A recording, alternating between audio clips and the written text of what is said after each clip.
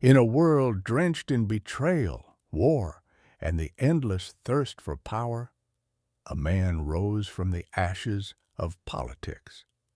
A man who, instead of dreaming of a perfect world, wrote about the brutal truth of how it really works. Niccolò Machiavelli, the name that still sends shivers down the spine of rulers. The Prince was not just a book. It was a survival manual for power. In this video, we dive deep into the mind of a man who taught kings how to deceive the people, destroy their enemies, and protect their thrones at any cost. But the real question is, was Machiavelli a monster, or just the honest voice we were too afraid to hear? Italy, early 1500s, not a unified country, but a battlefield of city-states, Florence, Venice, Milan, Naples, and the Papal States. In this chaos, Niccolò Machiavelli served the Florentine Republic. A diplomat, a thinker, a man who shook hands with kings and popes and witnessed betrayal up close. But then, the Medici family returned. The Republic fell. Machiavelli was imprisoned, tortured, and finally exiled. Far from power, alone on a small farm, he wrote. And what he wrote was dangerous. A guidebook for rulers. A book that stripped away morality and exposed raw power. He called it The Prince.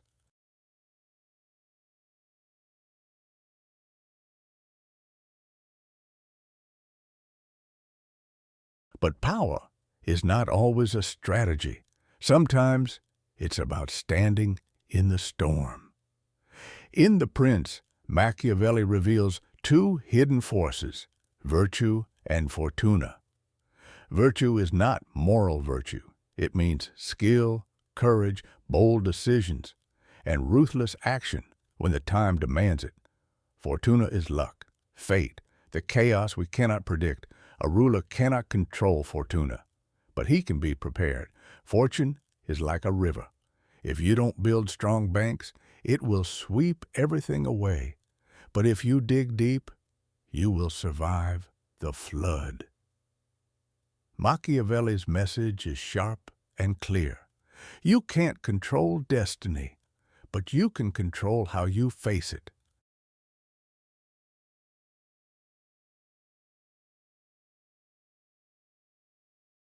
I didn't write theories. I wrote what I saw.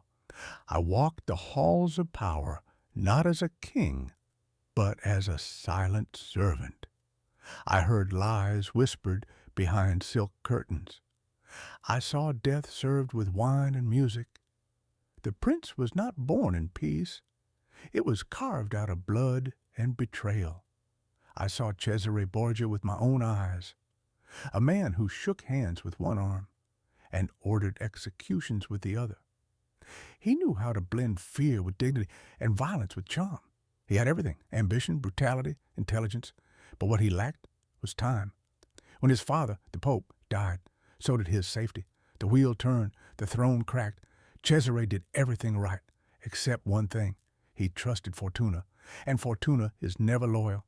I do not write to condemn him. I write to remind you, in politics, truth does not matter. Only results remain. He betrayed, he ruled, and history remembers the result. In politics, truth does not matter. Only results remain. But what remains of the man?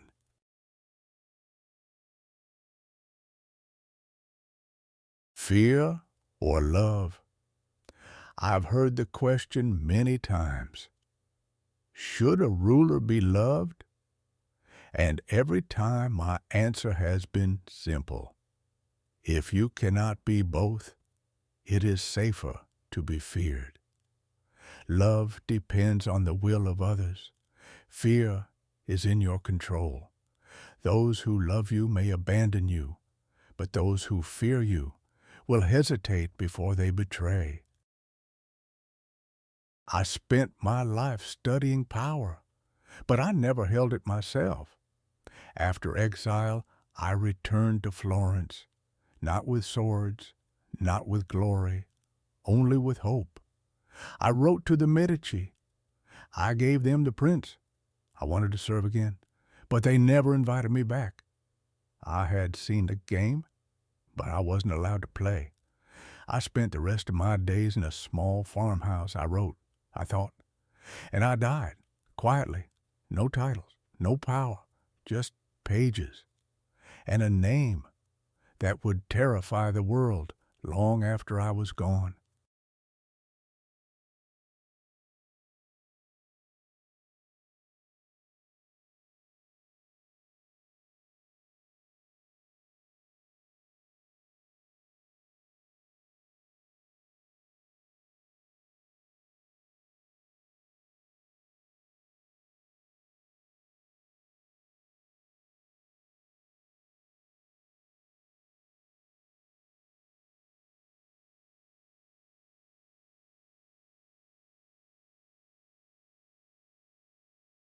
Am I the devil or just a mirror showing a face you don't want to see?